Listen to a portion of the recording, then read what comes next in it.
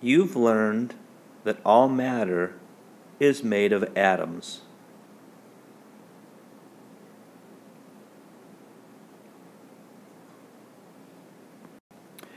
And atoms are made of charges. There are positive charges and negative charges. Positive charges and negative charges are equals but opposites. If you put a positive charge together with a negative charge, they cancel each other out, and you're left with no charge.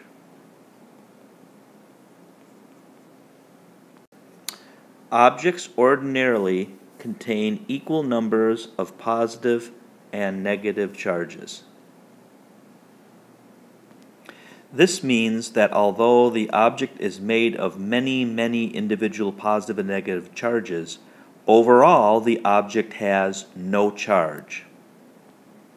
You can see these two objects have no overall charge. They are neutral. Two neutral objects do not have any effect on one another. If two different materials are rubbed together, however, one material will tend to give negative charges to the other. Here you see some of the negative charges on the PVC pipe being transferred onto the piece of fur that was rubbed on the PVC pipe.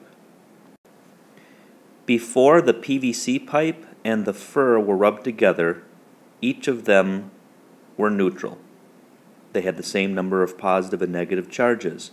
But now, after rubbing together, the PVC has lost some of its negative charges and the fur has gained some.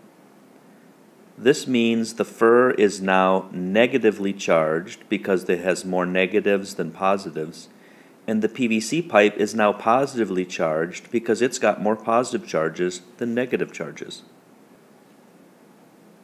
When objects are charged, they have an effect on one another.